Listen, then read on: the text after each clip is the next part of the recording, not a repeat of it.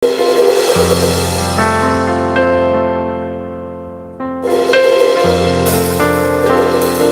lagi, shalom. Woi. Di luar itu kan cuacanya mendung-mendung, dingin-dingin gimana gitu ya. Pas masuk di sini kan juga dingin-dingin gimana gitu ya. Kalau kalian ngomongnya pelan akan semakin kerasa dinginnya. Tapi kalau ada tenaganya dikit akan berasa nggak segitu dinginnya. Coba ya. Coba kalau jawabnya biasa aja. Shalom. Dingin kan? Oh yang benar. Berarti gue dong kedinginan ya. Sekali lagi ya, jawab versi anak muda. Shalom. Nah, gitu kan Ken. Nah, coba dilihat kanan kirinya. Hai, basah nggak bajunya? Basah nggak? Kalau basah ya selamat ya, gitu ya. Basah total. Puji Tuhan. Seperti layaknya jalanan basah total ya. Oke.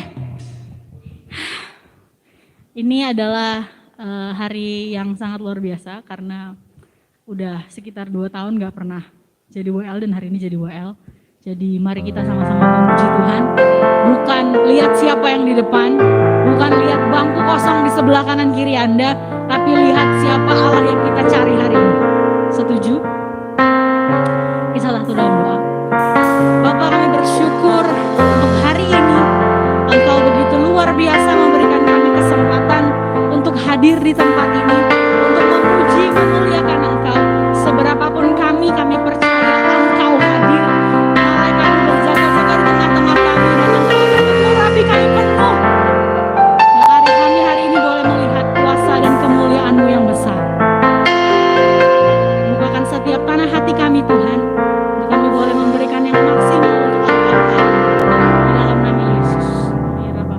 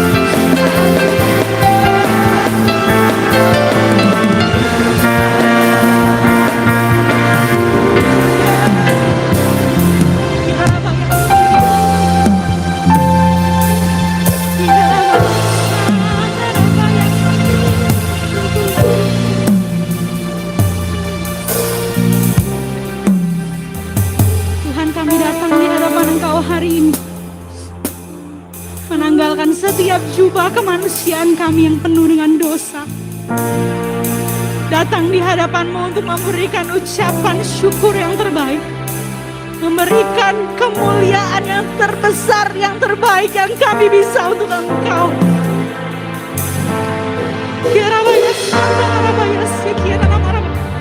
Mari angkat tanganmu teman-teman. Puji Dia, puji Dia. Katakan Dia baik.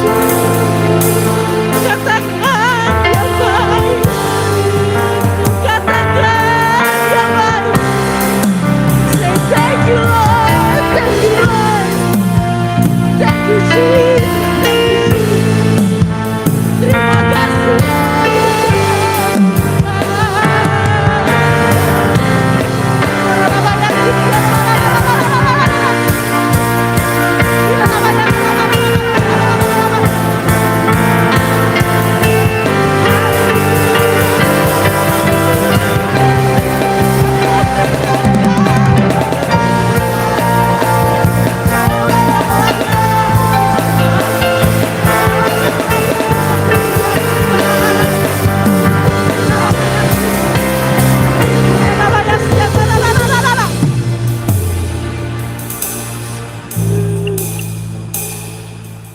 Sepakat mendeklarasikan bahwa Engkau Allah yang besar, Engkau Allah yang penuh dengan kuasa, dan Engkau Allah yang kudus, yang layak untuk menerima segala puji dan sembah kami.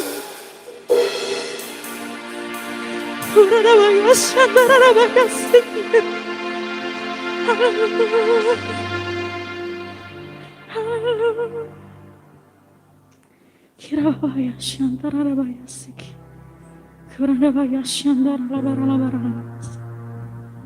Satu menit. Satu menit untuk diam di hadapan-Nya, merenungkan akan setiap kasih-Nya dan setiap kebaikan. Yes, Jesus. Teman-teman, aku undang kita semua untuk bangkit berdiri.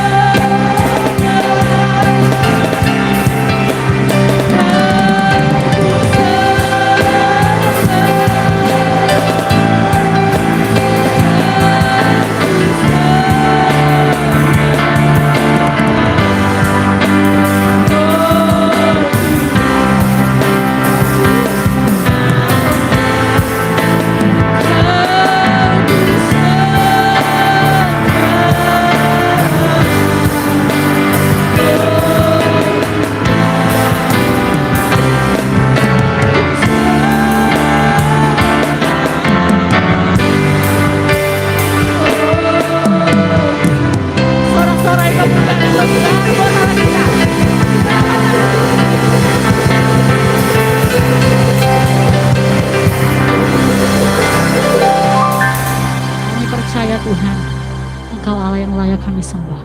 Dan hari ini kami akan all out buat Engkau.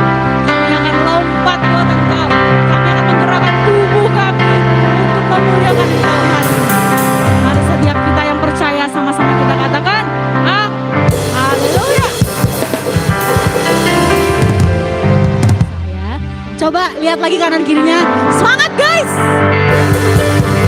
Asik. Yuk. Joget ya. Kalau mau joget awas loh ya. Ini boleh gak sih kayak gini? Boleh? Ini lagunya tanpa. Semuanya. Glory hallelujah. Glory hallelujah. Glory hallelujah. Dalam namanya ada bersama. Sebentar. Mohon maaf, kesalahan ada pada musiknya ya. Yorobun fokus, oke? Saya udah excited banget nih.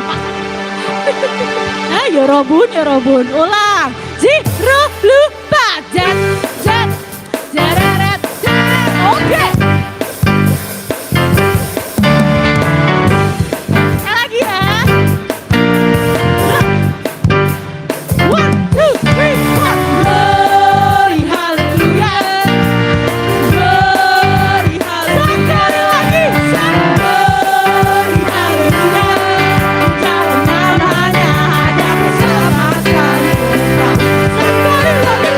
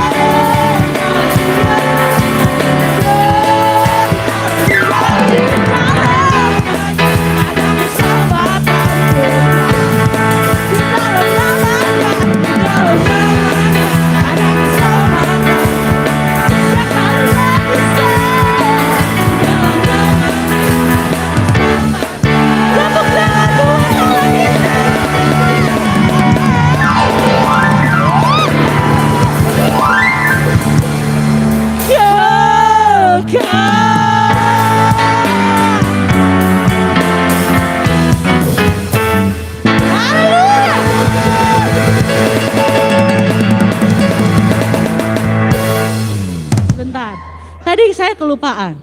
Sebenarnya ada gerakannya. Tapi saya ngap. Lagi boleh nggak? Yesus jalan kebenaran dan jalan kehidupan itu ya Yesus katakan. Ulang. Yesus jalan. Satu lagi. Maju lagi. Satu lagi.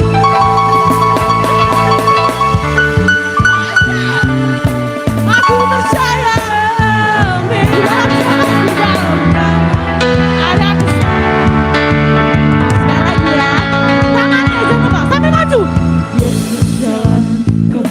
Mantap. Semua berbuat Tuhan. Haleluya.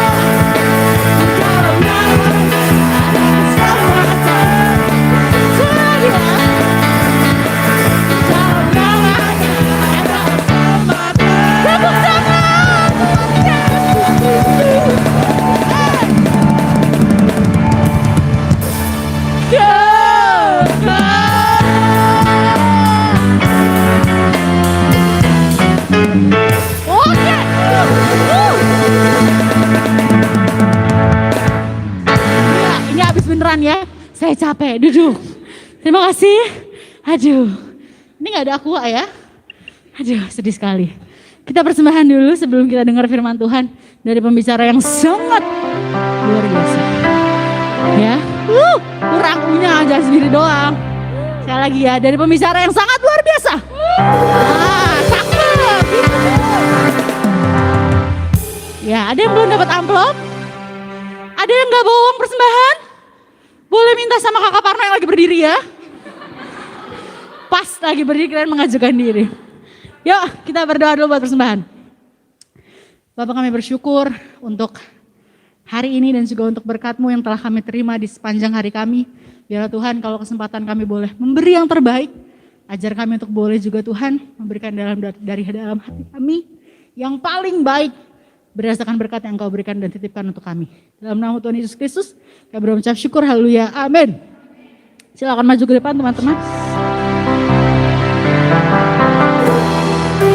Mari kita sama-sama bersiap menyiapkan tangan, hati dan pikiran yang fokus buat menyambut firman.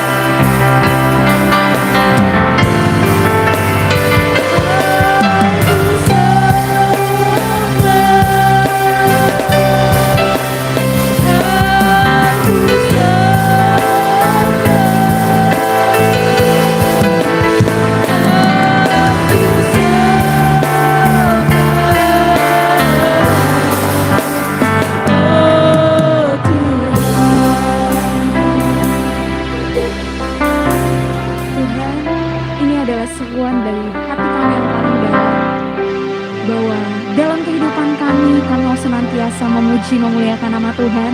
Kami mau sembah Engkau karena hanya Engkau Allah yang berdaulat dalam kehidupan kami Tuhan. Kami sangat bersyukur untuk waktu yang begitu istimewa, yang begitu spesial Tuhan berikan kepada kami. Kami boleh ada itu karena anugerah Tuhan. Dan saat ini Tuhan, kami mau buka hati pikiran kami untuk kami boleh diisi akan Engkau, untuk kami boleh dipenuhi akan Engkau, sehingga kehidupan kami hanya Engkau saja Tuhan. Terima kasih Tuhan, terima kasih. Segala sesuatu yang bukan berasal daripadamu, kami tolak di dalam nama Tuhan Yesus. Biarlah Engkau yang berdaulat penuh. Dan waktu ini kami serahkan ke dalam tangan Tuhan. Hanya di dalam nama Tuhan Yesus yang mengasihi Tuhan, katakan amin. Teman-teman boleh duduk semuanya.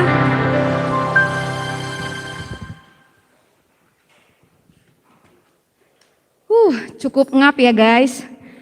WL-nya super dahsyat dan pemusiknya luar biasa. Tepuk tangan dong buat mereka semua. Dan kalian gak kalah luar biasa. Tepuk tangan buat diri masing-masing. Hebat. Aduh, cukup ngap ya guys. Aduh. Oke, shalom semuanya. Maaf masih cempreng suara saya tapi tetap begitu aja. Shalom semuanya sekali lagi.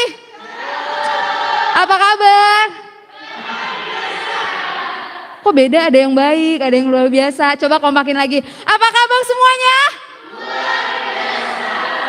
Beri kemuliaan buat Tuhan kita yang keren dong. Oke. Hari ini saya percaya kita ada bukan kebetulan, karena sesungguhnya banyak gereja-gereja di luar sana itu yang masih tertutup dan ibadah offline.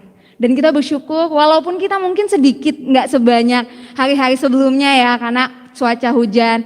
Tapi itu semua karena kita pasti punya kerinduan yang sama untuk memuji nama Tuhan. Nah teman-teman, hari ini kita mau bahas topik yang begitu penting di dalam kalangan anak muda, anak-anak Tuhan yang melayani. Saya percaya karena setiap kita di sini dipanggil ada itu bukan karena nggak ada maksud Tuhan. Pasti semuanya dipilih oleh Tuhan karena ada maksud tertentu. Meskipun kita nggak sadar saat ini, gue tuh kayak datang ya udah datang aja beribadah gitu. Kita nggak sadar bahwa sesungguhnya Tuhan mau pakai kita. Nah, siapa yang di sini yakin bahwa kita orang-orang pilihan? Saya mau tunjuk yang ragu-ragu. Anes yakin nggak kamu pilihan Tuhan? Apa? Yakin? Iya katanya. John, wih. Kalau di rumah kan suka dipanggil tuh nggak nyaut nih, sekarang bayain aja. Kamu yakin nggak kamu tuh orang pilihan Tuhan? Kenapa? Kalau adik gue suka-suka gue lah nanyanya gimana? Amin. Padahal gue nggak dengar, amin aja. Apa John? Apa? Oh, dengan adanya dia di sini aja udah dipilih Tuhan. Haleluya. Oke, siapa lagi yang mau nanya ya? Ute, guys, lu yakin nggak kalau dirimu tuh dipilih Tuhan? Wis, apa tuh? Kenapa tuh? Asik, karena gue anak Tuhan. Oke, semua pasti kita yakin kalau kita dipilih Tuhan. Tapi pernah nggak sih berpikir, kok gue orang pilihan? Kok gue orang yang kayaknya tuh Tuhan mau pakai, tapi kok ngalamin kegagalan gitu? Pernah nggak sih ngerasa, kok gue kayak nggak diberkati? Kok gue kayak hidupnya tuh gini-gini aja? Sedangkan kita ngelihat orang di luar sana yang nggak pernah gereja, jobnya makin enak, yang nggak pernah WPDA, yang nggak ikut melayani, tapi kok kayaknya bahagia-bahagia aja. Pernah nggak sih ngerasa kayak gitu? Secara pribadi saya pernah. Kenapa sih kayak gitu? Nah, ini yang mau kita bahas bersama. Kenapa orang pilihan Tuhan itu bisa gagal padahal mereka hidup di dalam pelayanan itu sendiri? Yuk teman-teman buka Alkitabnya. Dari kitab Wahyu, ya. Datang-datang udah bawa Wahyu aja nih. Karena kita tahu kita ini generasi akhir zaman. Saya mau katakan bukan nakut-nakutin, tapi ini adalah waktunya untuk setiap kita bersiap-siap lebih lagi. Jangan buang-buang waktumu. Oke, buka Wahyu pasal yang ketiga. Ayat yang ke-14 sampai 22, kita mau baca bareng-bareng tapi silih berganti. Nanti laki-laki yang ganteng-ganteng baca di ayat 14 atau ayat yang genap nanti, dan cewek-cewek yang cantik-cantik di ayat yang ke-15 dan ayat yang ganjil. Begitu seterusnya. Udah dapat semuanya? Udah ya? Yang udah dapat katakan yes. Oke. Dimulai dari yang laki-lakinya ya, saya baca judulnya. 1, 2, 3 kepada jemaat di Laodikia.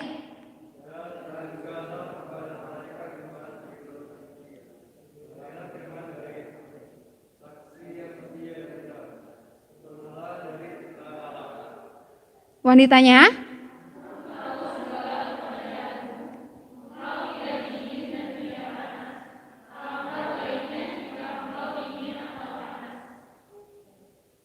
Laki-laki yang ganteng mana?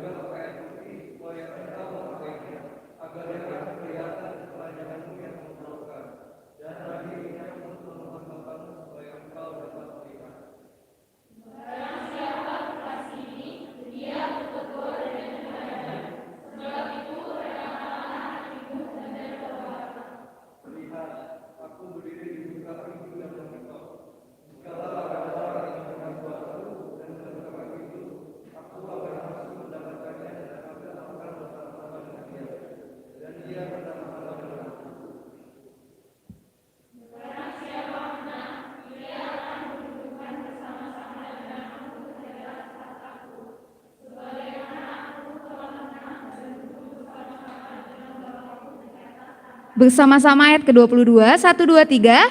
Siapa yang bertelinga? Katakan roh kepada. Amin. Diberkati setiap kita yang hidupnya itu seturut dengan kebenaran firman Tuhan. Tadi kita semua udah baca ya, udah menyimak ya. Kira-kira ada yang tahu nggak ceritanya tuh tentang apa sih di situ? Ada yang tahu nggak? Kayak Yan tahu nggak ceritanya tentang apa, Yan? Apa? Oh, mau pakai mic. Gimana?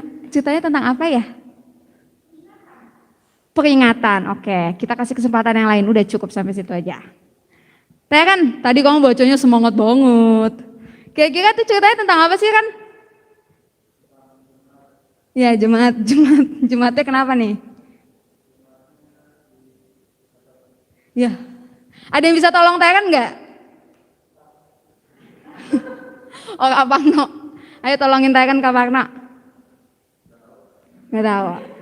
Oke, kita mau bahas ayat per ayat ya. Kita mau bahas kupas tuntas. Di sini kalau kita lihat benar ada suatu peringatan, ada suatu pesan, ada suatu perkataan Tuhan yang dikatakan kepada jemaat di Laodikia. Apa sih yang menjadi masalahnya? Di situ kalau kita lihat, Tuhan itu memberikan pesan, dia mengatakan di ayat yang ke-15, coba baca bersama-sama, 1, 2, 3.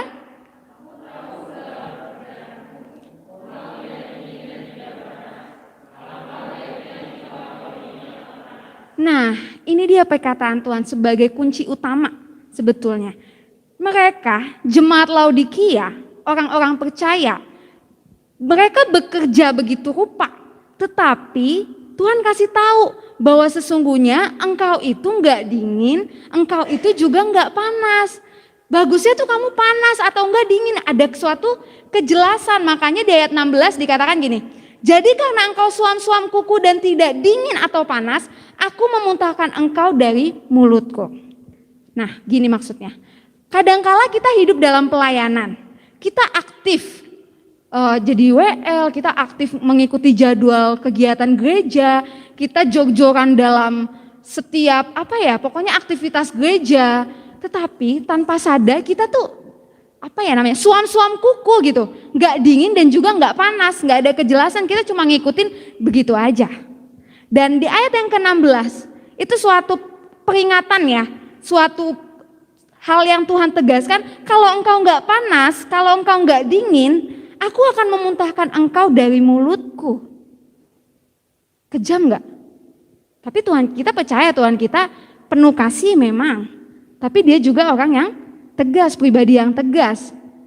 Ketika kita berkompromi dengan dosa, apakah Tuhan mau menjadi tetap sahabat kita? Oh tentu tidak dong.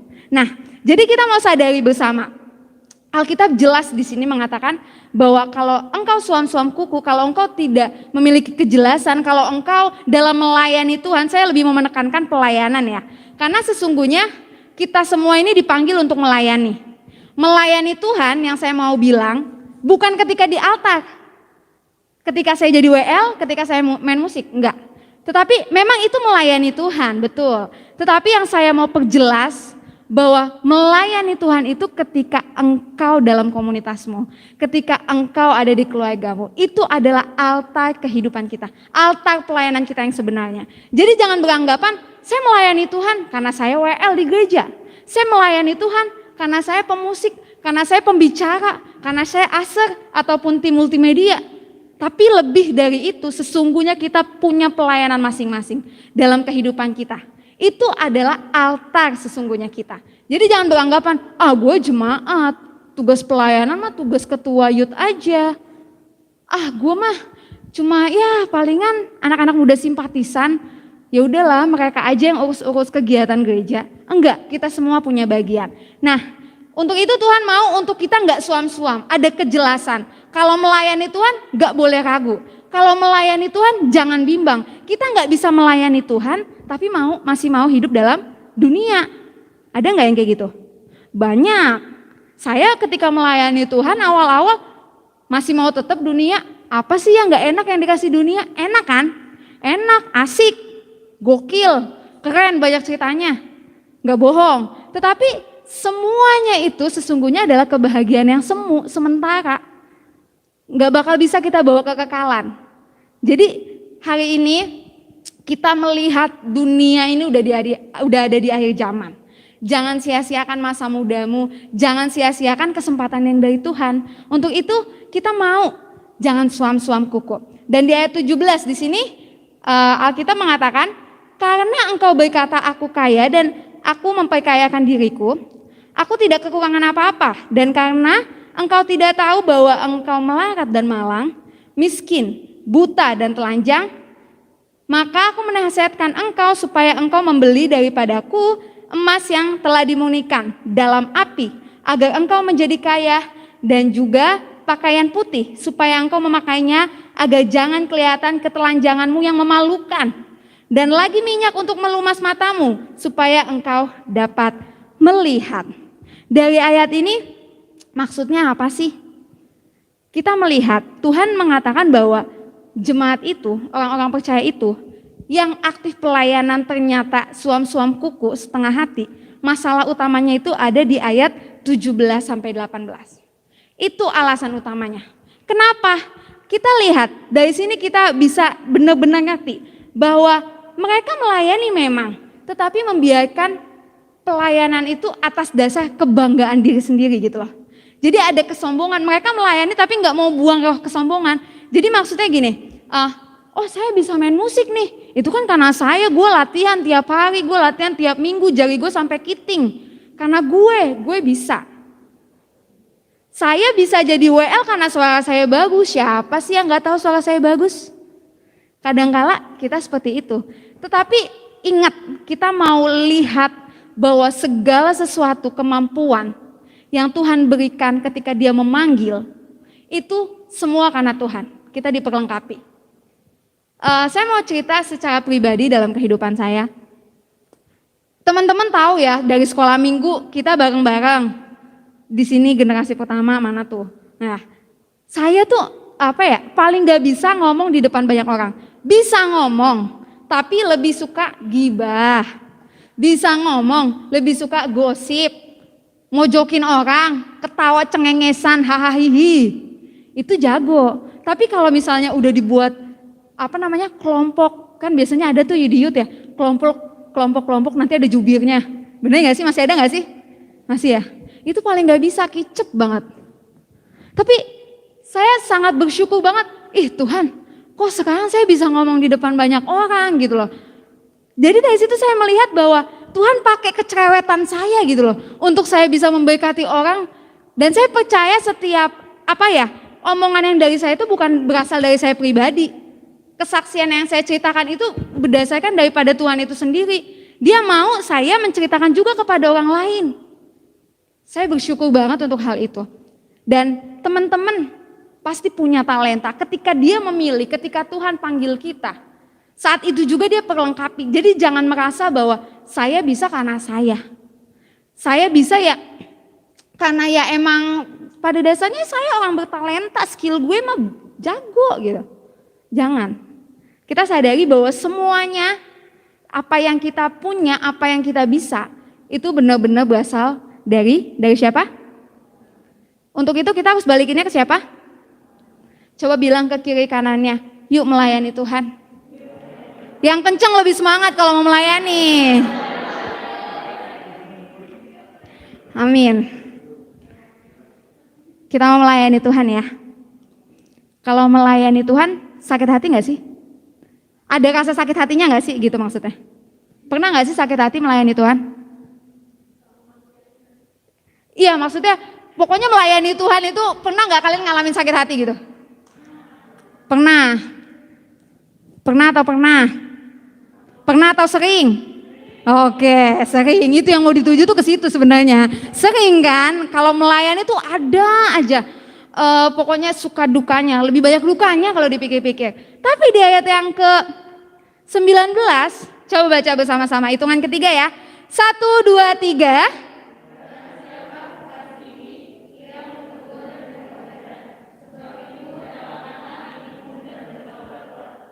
Wow, hebat. Alkitab nggak bilang barang siapa ku kasihi, ia akan melihat mukjizat dan ia akan kuberkati. Alkitab bilang gitu enggak? Di sini di teks yang kita baca enggak, tetapi dibilangnya apa? Barang siapa yang kukasihi, ia sebab itu. Nah, keren enggak tuh? Gokil enggak tuh? Cara mengasihi Tuhan tuh memang luar biasa gitu. Kadangkala di luar nalar pikiran kita, tapi itu hebatnya Allah kita. Saat ini mungkin teman-teman merasa bahwa sedang menghadapi masa-masa suram, sedang mengalami masa-masa yang sulit gitu. Tapi saya mau bilang kita nggak boleh insecure gitu. Ketika kita ditegur, ketika kita dihajar oleh Tuhan, kita nggak boleh down gitu aja, kita nggak boleh minder. Kadang-kala kan ada omongan-omongan dari orang, ih dia tuh hidupnya begini nggak diberkati karena lagi dikutuk sama Tuhan. Pernah nggak sih digituin? Ih pernah lo gue digituin, serius. Lagi pelayanan di sini lagi, zaman-zamannya gue sekolah minggu. Pokoknya dulu tuh saya pernah ngalami yang namanya pendisiplinan dari Bu Posma. Kenal sama Bu Posma ya? Keren kan? Yes. Tapi mendidik loh, jangan salah. Saya sadarnya tuh ketika udah gede. Saya sampai kesel, kenapa sih orang gue melayani kok gue jog-jogan buat anak sekolah minggu. Apalagi kan sekolah minggu dulu bandel banget dia tuh. Petakilan minta ampun. Tapi hebat ya sekarang. Nah, di situ saya merasa kesel. Saya merasa nggak terima gitu ditegur. Saya merasa nggak terima gitu. Kenapa sih banyak banget tuntutannya dalam melayani? Cukuplah kesediaanku dalam melayani Tuhan. Saya berpikirnya seperti itu. Tapi sebetulnya kenapa kita ditegur oleh Tuhan? Kenapa kita dihajar oleh Tuhan? Bukan Tuhan nggak sayang, bukan Tuhan nggak mau kita melayaninya, tapi Tuhan mau lebih lagi untuk kita bisa mengetahui hal-hal yang kita mau kerjakan untuk Dia gitu. Kadang-kala kan kita menganggap bahwa gue ditegur, dia nggak sayang gue nih. Kita ditegur orang lain, kita menganggap bahwa orang itu jahat sama kita, benar ya? Tetapi sesungguhnya bahwa Tuhan bisa memakai hal itu untuk menjadi batu loncatan loh, buat kita diberkati Tuhan. Saya yakin itu. Saya nggak percaya kalau saya bisa sekolah teologi, saya melayani Tuhan. Kalau dipikir-pikir secara naluri, secara logika deh, melayani Tuhan, gini deh, kalau lulusan ekonomi kerjaannya nanti bisa ya di kantor, benar ya? Bagian administrasi, bagian perpajakan, bagian apa lagi sih? Banyak kan? Kalau lulusan lulusan teologi jadi apa? Pelayan Tuhan. Dalam melayani Tuhan, apalagi dalam denominasi gereja yang saya layani itu lebih ke suku. Lebih ke suku, orang suku, teman-teman punya dong pemikiran di dalam benak ya. Seperti apa? Saya pernah di Kalimantan pelayanan itu selama 1 tahun dalam masa KKN. Dan saya dipertemukan sama orang-orang, ada kok yang belum pakai baju. Yang yang masih ketika ada orang baru itu masih ada perdukunan-perdukunan gitu loh. Jadi, ini orang-orang dari luar nih, nggak boleh dia masuk adat kita. Jadi masih ada perperangan roh, kayak teluh, tahu nggak sih teluh, teman-teman? Nah, kalau dipikir-pikir, gue teologi, gue pelayanan kayak gitu, banyak ruginya, udah kurus kerempeng, nggak punya siapa-siapa di Kalimantan. Udah gitu kerjanya gitu doang, mau makan apa? Kan dipikir-pikir gitu ya. Tiap hari makannya daun singkong. Enak sih, daun singkong orang Kalimantan enak. Tapi kan bosen gitu ya, ngelihat tempe tuh udah kayak ayam. Serius. Tapi dari situ tuh ternyata ada hal yang Tuhan maksud gitu. Kenapa saya harus kerjakan? Kenapa masa muda saya harus broken duluan gitu? Supaya saya kuat ketika menghadapi kayak gitu-gitu. Kenapa saya dipertemukannya sama anak-anak muda yang saya layani? Saya kadang mikir dalam apalagi masalah percintaan, apalagi masalah kerjaan. Saya kan gak punya pengalaman gitu ya. Saya sekali pacaran langsung nikah gitu kan. Udah kelar. Tapi kadang ada yang nanya, Kak Maria aku pacaran beda agama bagaimana. Pusing sendiri. Gimana ngatasin yang kayak gini kan? Nah tapi dari situ semua Tuhan pakai saya masa muda saya ancur-ancuran ngelihat yang kayak gitu tuh emang untuk jadi saksinya ternyata. Dan saya percaya teman-teman mengalami masa-masa sulit, teman-teman mengalami masa-masa yang mungkin memang gak masuk di akal dan itu menyakitkan, tapi itu Tuhan pakai tuh untuk kita ke depannya. Bisa jadi kita untuk lebih kuat lagi, bisa jadi kita untuk bisa menghargai setiap kegagalan yang kita alami. Betul? Untuk itu kalau melayani Tuhan harus serius dan kita lihat di sini bahwa barang siapa kukasihi ia kutegur dan kuhajar. Sebab itu relakanlah hatimu untuk bertobat dan bertobatlah.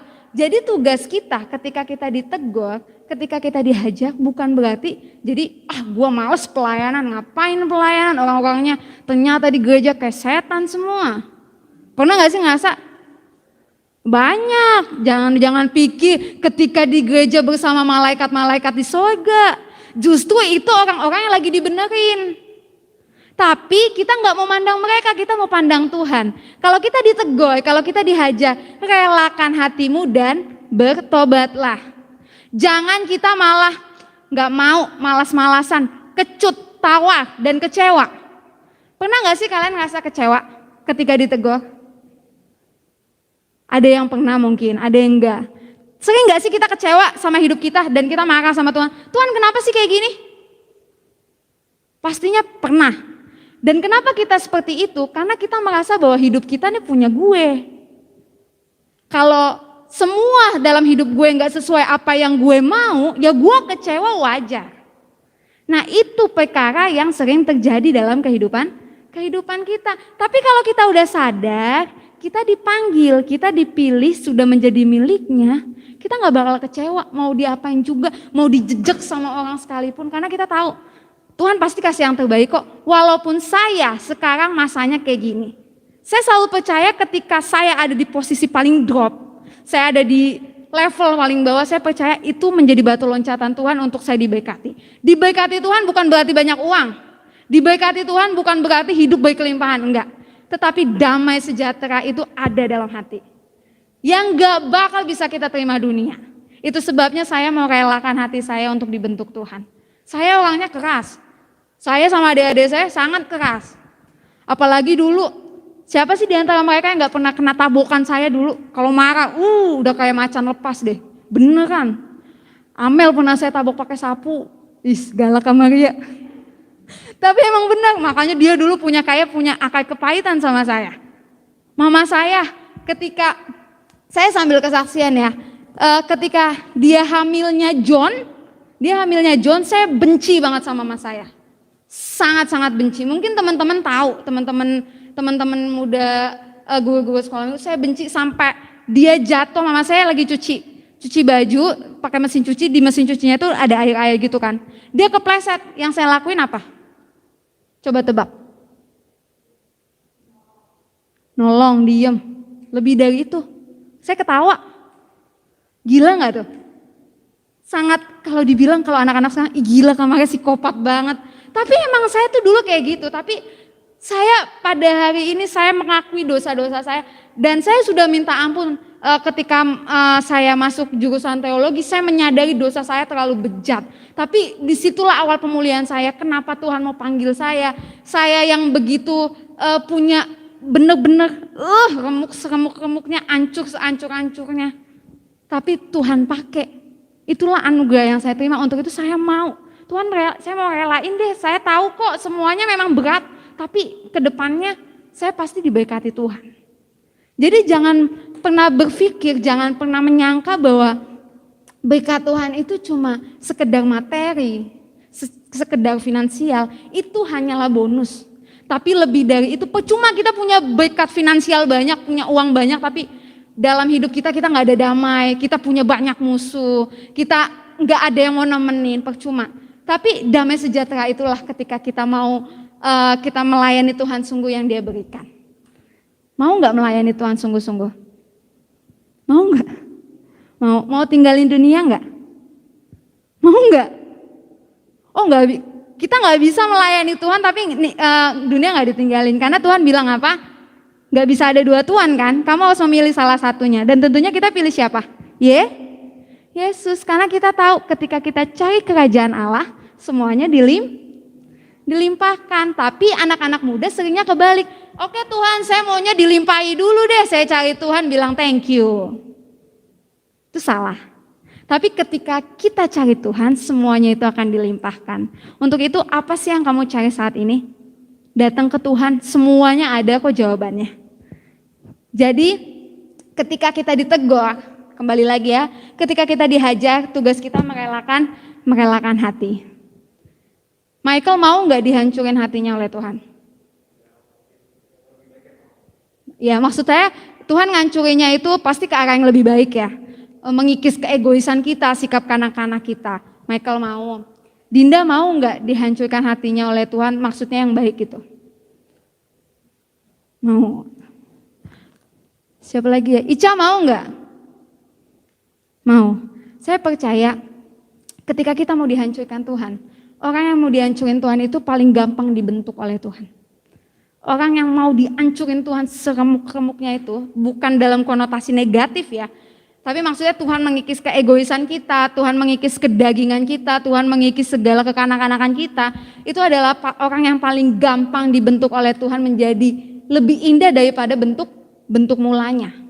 Tapi kalau orang merasa sempurna, orang merasa keren, orang merasa gue bisa kok semuanya sendiri, itu adalah orang yang paling susah dibentuk sama Tuhan. Nah saat ini karena kita tahu firman Tuhan, ketika kita ditegur, kita mau Tuhan mau untuk kita bertobat, Tuhan mau untuk merelakan hati kita. Stop hidup dalam kepalsuanmu. Jangan merasa engkau sanggup tanpa adanya Tuhan. Kita butuh Tuhan, butuh banget, sangat butuh. Stop kita mengandalkan bahwa saya bisa kok melakukan ini dan itu dengan apa yang saya miliki. Saya udah sekolah tinggi-tinggi, masa saya nggak bisa? Stop untuk ngelakuin itu semua. Dan di ayat yang ke-20, di sini ada hal yang luar biasa. Cowok-cowok yang ganteng baca ayat 20, 1, 2, 3.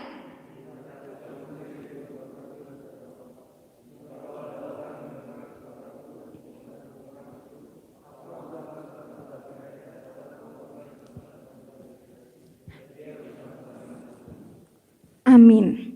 Di sini ada hal yang luar biasa. Sesungguhnya ketika kita melakukan kesalahan, ketika kita melakukan dosa, ketika kita berpaling daripada Tuhan, Dia itu sesungguhnya masih beri kesempatan buat kita. Di ayat yang ke-20 dikatakan gini, lihat aku berdiri di muka pintu dan mengetok. Aku itu Yesus, Allah. Jikalau ada orang itu siapa? Mereka yang berbuat dosa, mereka yang suam-suam kuku, mereka yang hidup dalam dosa.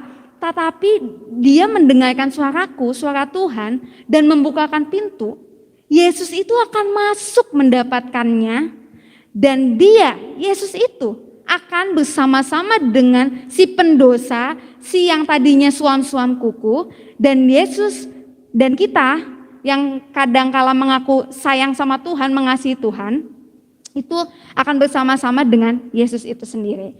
Nah, dari sini jelas ketika kita berpaling, ketika kita melakukan dosa, sesungguhnya Tuhan pasti kasih kesempatan buat kita untuk bisa merasakan anugerahnya yang besar, asalkan apa? Kita mendengar suara Tuhan dan membukakan pintu. Saat ini kita sudah bisa dengar belum suara Tuhan? Udah belum? Kenapa belum? Karena kadangkala kita mengabaikan apa yang menjadi kewajiban kita. Kita lupa apa yang harus makanan kita sesungguhnya di dalam Kristus itu apa. Makanya kita nggak dengar. Coba sebagai ilustrasi ya. Ute tutup mata teh. Tutup mata. Enggak, tutup aja, nggak diapa-apain. Coba panggil Ute. Ute tahu nggak suara siapa teh?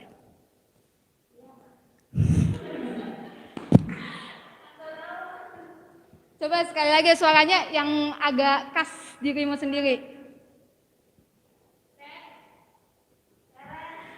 Teres. Ute tahu? Udah buka mata, udah.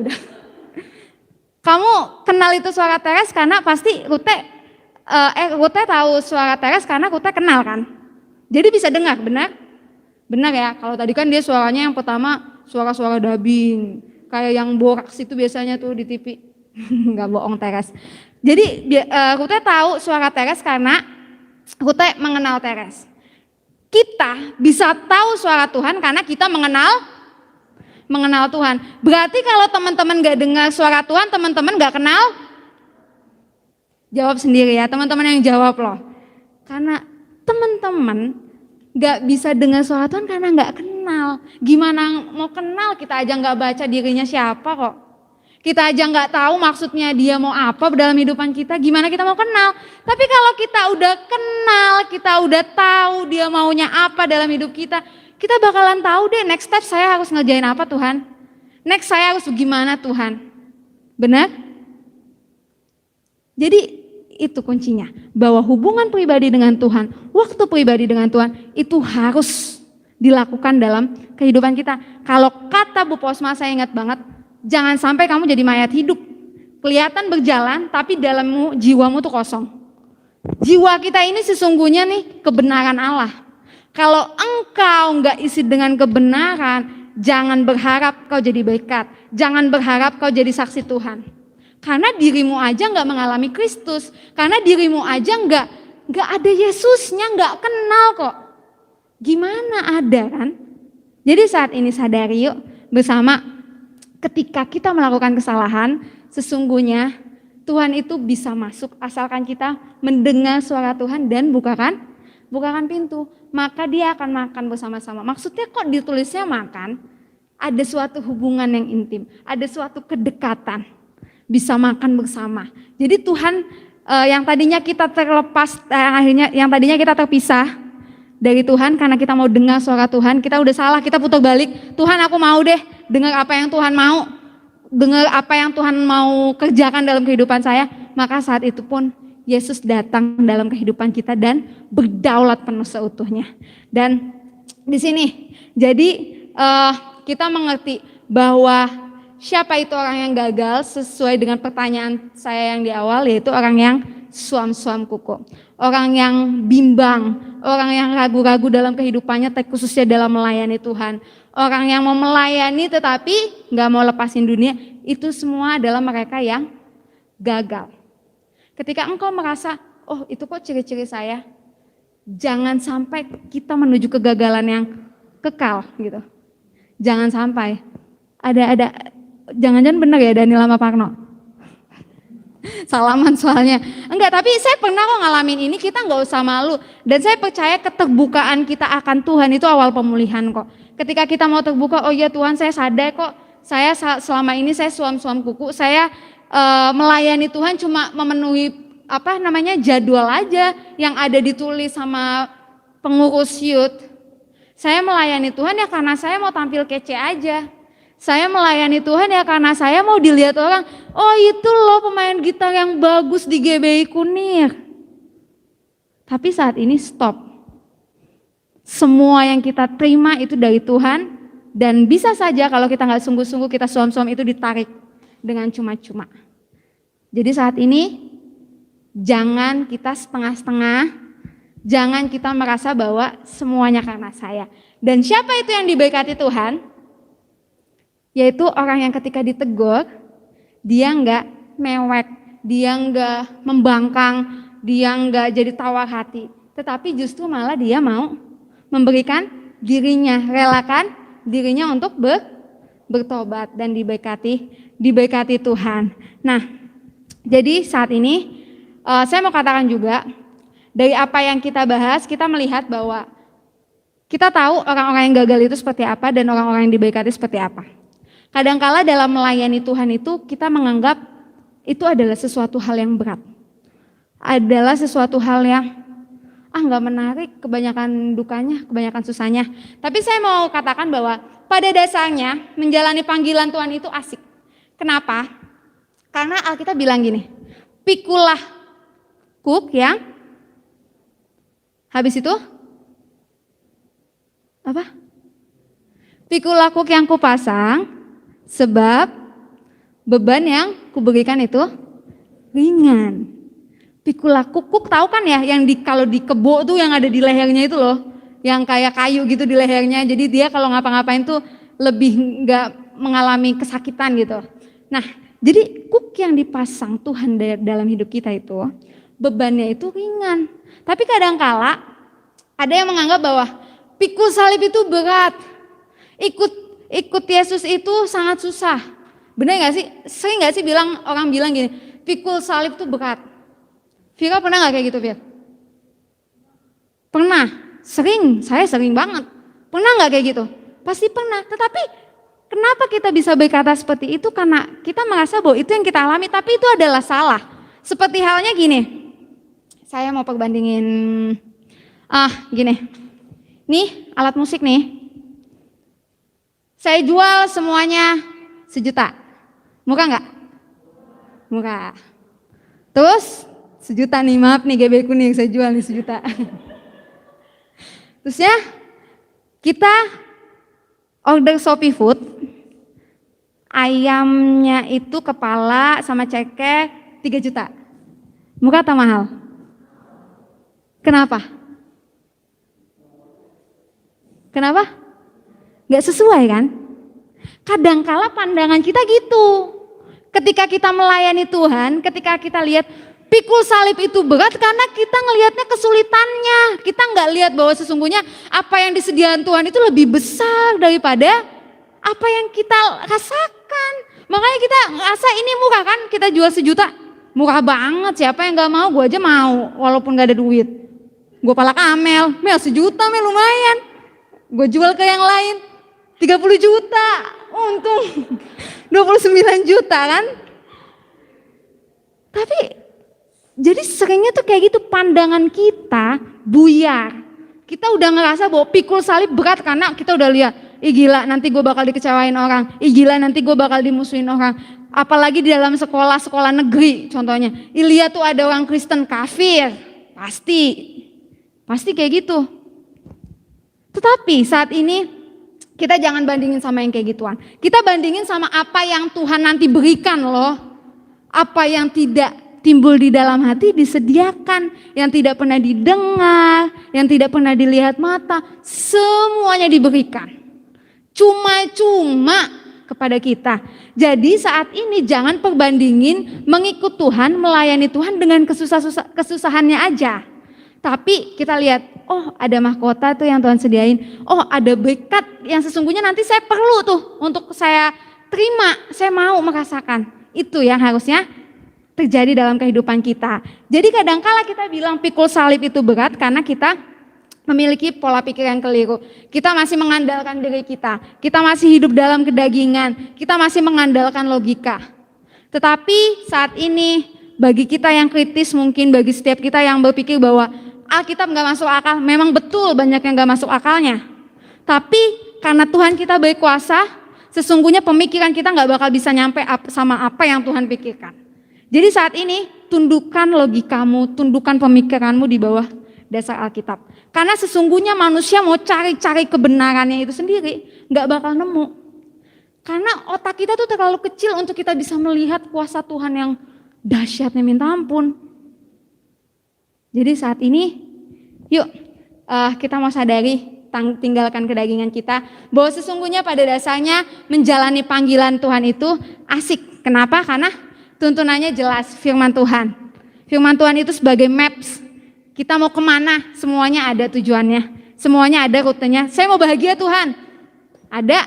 Kamu ngelakuin cara-cara apa aja. Saya mau hidup saya damai. Saya mau yang tadinya saya kecewa, saya merasakan sukacita yang begitu luar biasa. Ada semuanya. Saya mau diberkati Tuhan begitu berlimpah-limpah, ada. Jadi firman ini adalah maps dalam kehidupan kita. Dan kenapa saya katakan bahwa menjalani panggilan Tuhan itu asik? Karena kekuatannya itu adalah Roh Kudus sendiri. Karena roh yang membangkitkan Yesus itu sebetulnya ada di dalam setiap kehidupan kita. Pasti ada, gak mungkin yang gak ada. Firman Tuhan bilang apa? Roh yang ada padaku lebih besar daripada roh yang ada di dunia. Di dunia ini roh kita itu lebih besar. Roh kita itu roh yang apa ya? Yang dahsyat, yang sesungguhnya gak pernah dunia kasih ke kita. Tapi seringkali kita mengalami masalah, kita ciut duluan.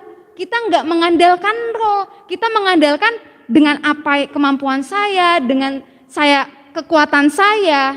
Tapi saat ini sadari, roh dalam kita itu lebih besar. Sehingga walaupun ada badai, walaupun ada kesulitan-kesulitan, mungkin dalam hubungan kamu dengan doi, mungkin dalam kebutuhan keluarga, mungkin dalam pekerjaan, kok begini-gini aja. Tapi percaya, kalau kita dituntun oleh Roh Kudus, saat ada badai, saat ada sesuatu hal, kita bakalan memegangkan sayap kita kayak burung Raja Wali. Itu adalah janji Tuhan. Saya akan terbang tinggi. Di tengah badai dia bisa terbang tinggi. Itu kekuatan dari Tuhan. Mana bisa burung Raja Wali sebetulnya kalau dia nggak, kalau Tuhan tidak kayak apa sih? Udah kayak gitu, ngerti nggak sih? Gimana ya gue bilangnya? Udah pada dasarnya manusia itu sempurna, contohnya kayak gitu. Dan burung ini diciptakan Tuhan begitu, ngerti ya? Oh ya gitu, pokoknya begitu deh. Bingung jelasinnya kayak gimana. Jadi nggak bakal mungkin kalau dia tuh cuma naturnya, ya ampun Tuhan. Jadi naturnya burung apa tadi? Sampai lupa burung apa loh. Burung Raja Wali itu naturnya udah Tuhan dari awal diciptakan seperti itu sebagai contoh buat setiap kita. Nah jadi saat ini kenapa menjalani panggilan Tuhan itu asik? Karena tuntunannya jelas firman Tuhan, karena kekuatannya itu jelas Roh Kudus, dan karena penjaganya itu sempurna, yaitu daripada malaikatnya yang di sorga itu yang membentengi setiap kehidupan kita. Saya percaya dia memilih kita, dia yang panggil kita, dia bertanggung jawab kok. Dia perlengkapi kita begitu rupa. Awalnya kita memang gak bisa, tetapi ketika kita menyediakan diri untuk Tuhan pakai, disitulah pasti Tuhan begitu luar biasanya mencurahkan berkat sama kita. Dan yang terakhir, pada dasarnya menjalani panggilan Tuhan itu asik karena pada dasarnya menjalani Tuhan itu asik asal kita tetap hidup rendah hati dan menjalaninya dengan hati hamba. Ini adalah kunci dari segalanya yang harus kita lakukan. Ketika kita dipanggil Tuhan untuk melayaninya, tetaplah rendah hati, tetaplah miliki hati hamba. Seperti apa yang Yohanes Pembaptis katakan, biarlah aku semakin kecil supaya nama Tuhan dipermuliakan. Kadangkala kita mau saya yang semakin besar dan saya yang terkenal. Tapi itu salah, bahwa sesungguhnya kita harus menyadari dalam saya melayani Tuhan pakai deh kayak gimana juga, saya mau, tapi biarlah dari semuanya itu saya yang semakin kecil supaya nama Tuhan dipermuliakan. Jadi Hari ini kita mau sadari di akhir zaman waktu kita singkat, sangat singkat. Kita udah melihat begitu banyak tanda-tanda bangsa antar bangsa berperang. Itu ada di dalam Alkitab, ada di dalam Roma, ada di dalam Wahyu. Dan kita sudah menduduki akhir zaman itu. Dikatakan lagi apa? Ada penyakit sampar. Mungkin COVID ini adalah suatu sampar yang Tuhan pakai gitu untuk menjadikan tanda. Dan maksudnya saya mengatakan hal ini bukan menakut-nakuti kita, wah udah di akhir zaman. Enggak, tapi kita harus waspada. Kita harus waspadanya maksudnya apa? Berjaga-jaga. Tuhan udah mau datang, kita sudah siapin apa sih untuk menyambut Tuhan? Jangan sampai kita jadi kayak perempuan yang bodoh. Yang menyambut Tuhannya ketika Tuhannya datang lampunya mati, pelitanya mati. Tapi kita mau, yuk siap-siap waktunya sedikit lagi. Tuhan datang, jangan suam-suam kuku. Justru dalam segala tekanan, andalkan kuasa roh itu. Karena saya percaya bahwa ketika kita mengandalkan kekuatan roh itu sendiri, kita akan diperlengkapi, kita akan dimampukan, kita akan berjalan dari kemenangan menuju kemenangan. Kita akan naik bukan turun. Kita akan menjadi kepala bukan. Itu adalah janji yang pasti. Mau nggak janjinya terjadi dalam kehidupan kita? Coba tanya kiri kanannya, mau nggak? Mau kan? Tapi bisa gak sih janji Tuhan terjadi dalam kehidupan kita kalau kita diem aja? Gak bisa kan? Ibaratnya kita dapat cek. Saya selalu mengibaratkan janji Tuhan itu seperti cek di tangan saya. Nominalnya begitu besar. Saya datang ke pasar, saya beli daging pakai cek itu. Diterima atau enggak? Enggak lah, pasti gue diomel-omelin kan. Jadi tuh gimana caranya cek itu bisa jadi uang? Datang ke bank, urus kan? Datang ke bank, urus, jadi uang, beli daging. Makan daging, bener kan? Iya. Janji Tuhan kayak gitu. Tuhan udah kasih ke kita, kayak cek. Tapi kalau kita cuma megang ceknya doang, gak ngapa-ngapain, bisa gak janji Tuhan? Enggak, jadi harus ada tindakan dong. Saya melayani Tuhan. Saya mengerjakan semuanya apa yang menjadi bagian terakhir saya untuk Tuhan. Saya mau berbuat baik. Maka cek itu akan cair. Berkat itu akan cair. Jadi enggak semena-mena. Tuhan cuma kasih begitu-gitu aja. Memang Tuhan kasih secara cuma-cuma. Tapi seperti apa yang Tante Lista katakan. Tetap kerjakan keselamatanmu. Tetap kerjakan apa yang menjadi bagianmu. Kita enggak bisa cuma megang ceknya. Saya punya janji Tuhan. Udah gitu doang. Tapi kita enggak ngerasain.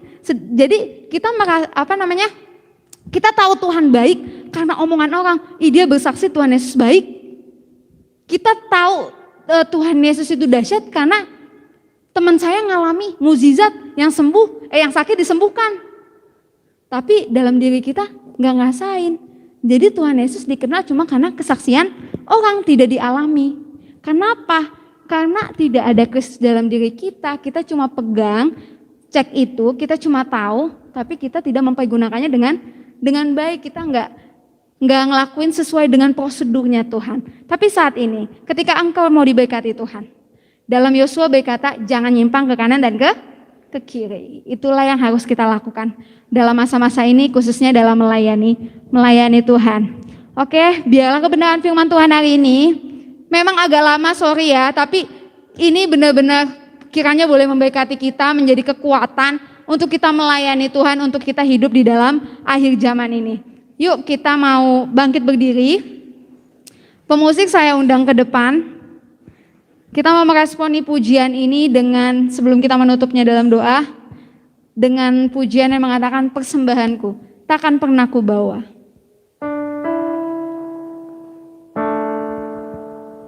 Kita mau menjadikan pujian ini sebagai wujud kita, kesungguhan hati kita di hadapan Tuhan, bahwa saya mau Tuhan memberikan diri saya seutuhnya untuk menjadi alat kemuliaan-Mu.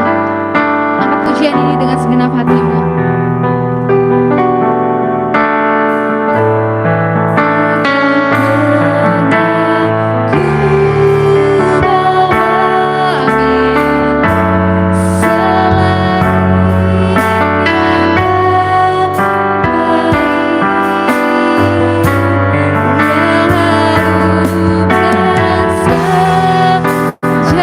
Jati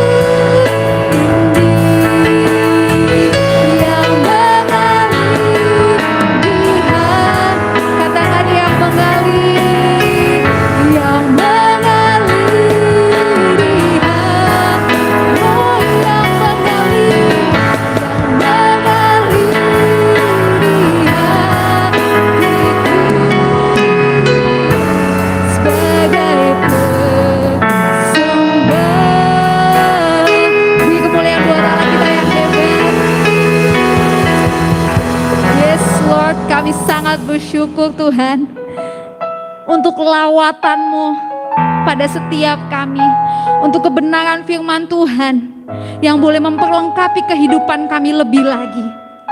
Tuhan, seperti firman yang kami pelajari, seperti lagu yang kami naikkan, bahwa diri kami Tuhan mau untuk Kau jadikan alat-Mu. Pakai kami Tuhan, urapi lebih lagi kami Tuhan, perlengkapi kami lebih lagi Tuhan. Kami tahu kami memiliki banyak keterbatasan. Kami tahu bahwa banyak sekali hal yang kami lakukan yang memang tidak menyenangkan hati Tuhan. Tapi kami percaya anugerah-Mu lebih daripada itu semua. Engkau tidak melihat masa lalu kami, tapi Engkau melihat kesediaan hati kami untuk kami merelakan diri kami untuk Kau bentuk. Tuhan, terima kasih untuk segala sesuatu yang Kau kerjakan.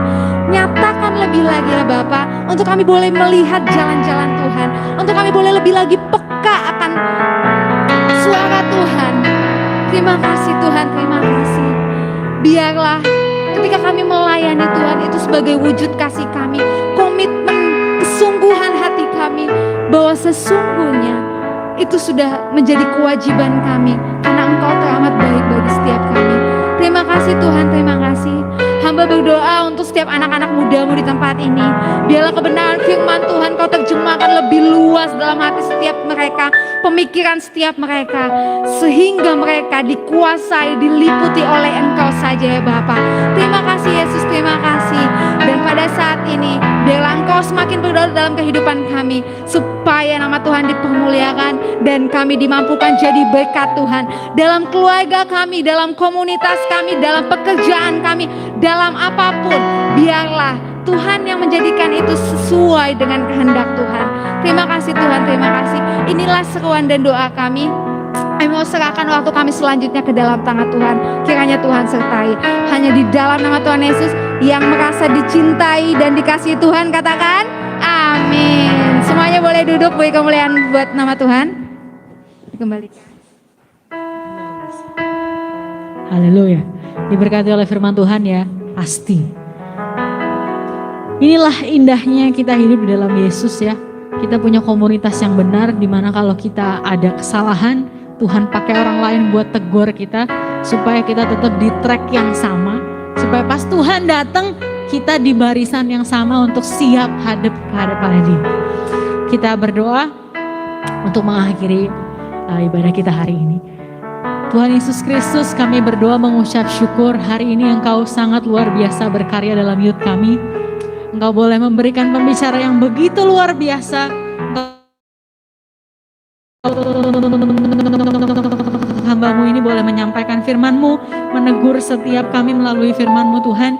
Kiranya Bapa, Engkau yang boleh terus perlengkapi Maria dalam segala hal, dalam setiap pelayanan yang dipercayakannya sampai saat ini. Biar Engkau yang berkarya, Engkau yang berkati dia dan juga suaminya Tuhan, juga keluarga besar mereka Tuhan Yesus. Biar Engkau pakai mereka semakin luar biasa dalam setiap tempat dimanapun mereka ditempatkan Tuhan. Kami berdoa juga untuk setiap kami yang hadir di tempat ini, walaupun di luar tidak mendukung adanya kami boleh hadir di tempat ini, tapi kami percaya ini adalah anugerah-Mu. Kami boleh duduk sama-sama di sini, boleh mengangkat tangan kami menaikkan pujian dan mendengar firman-Mu. Itu adalah anugerah yang sangat luar biasa Tuhan. Biarlah Tuhan Yesus terus Kau ingatkan setiap kami untuk menjadikan Engkau pusat dalam setiap apapun yang kami lakukan, pendidikan, pekerjaan, dalam kehidupan kami, dalam pergaulan kami. Biarlah Tuhan Yesus Engkau saja yang nampak. Biarlah kami boleh menjadi saksi-Mu dimanapun kami ditempatkan Tuhan. Kami berdoa secara khusus untuk bangsa kami Indonesia. Kiranya Tuhan yang boleh terus sertai bangsa kami, berikan hikmat kepada para pemimpin kami dari jajaran tertinggi sampai terendah. Kiranya Tuhan mereka boleh membawa bangsa kami menjadi bangsa yang semakin baik, bangsa yang semakin maju, bangsa yang boleh mengenal Engkau lebih lagi. Kami berdoa juga untuk semua Tuhan warga dimanapun mereka berada. Kalau kami mendengar begitu banyak bencana alam yang terjadi, begitu banyak sakit penyakit yang terjadi saat ini, kami hanya berdoa Engkau Allah yang punya kuasa jauh lebih besar dari setiap dokter manapun. Engkau Allah yang punya kuasa jauh lebih besar dari apapun itu Tuhan, yang kami percaya Engkau akan menaungi bangsa kami, Engkau akan melindungi bangsa kami, bahkan memulihkan bangsa kami. Sampai kami boleh siap Tuhan Yesus melihat bangsa kami sama-sama datang di hadapan Engkau Tuhan Yesus. Kami berdoa kalau sebentar kami akan pulang, Kiranya Tuhan Engkau yang turut campur tangan dalam kendaraan yang kami pakai. Kami boleh tiba di tempat tujuan kami dengan selamat, penuh dengan sukacita, penuh dengan damai sejahtera-Mu Tuhan Yesus. Biarlah Bapa ajar kami untuk tidak bosan-bosannya dalam setiap minggu dan setiap hari-hari kami untuk terus belajar mengenal Engkau, belajar membangun hubungan kami yang lebih intim lagi dengan Engkau. Dan kami Tuhan Yesus berkomitmen untuk Tuhan boleh mempersiapkan diri kami menjelang kedatangan-Mu Tuhan Yesus. Terima kasih Bapa, biarlah setiap kami hari ini boleh pulang membawa berkat sukacita daripada Engkau, membawa berkat damai sejahtera daripada Engkau. Engkau boleh memberkati setiap kami dalam pendidikan dan pekerjaan kami, dan kami percaya janji-Mu dan kami akan Tuhan Yesus menjadi kepala dan bukan ekor Bapa. Terima kasih Tuhan, dalam nama Tuhan Yesus Kristus kami naikkan doa dan harapan kami dengan penuh pengucapan syukur. Mari setiap kita yang percaya sama-sama kita katakan amin. Haleluya. Tuhan berkati teman-teman. Jangan lupa hari Jumat ini ada carousel buat yang di sini. Maksudnya carouselnya di gereja. Hari Jumat ini ada carousel. Tanggal 26 carousel Kampung Hutan juga ada acara ya. Akan pergi ke mana? Nggak denger. Cisadane. Jadi teman-teman yang mau ikut boleh nanti kontak sama Kak Damos. Cari tahu perlengkapan dan segala macamnya. Tuhan berkati teman-teman. Sampai ketemu di Sabtu 2 minggu depan. Bye guys. Thank you so much.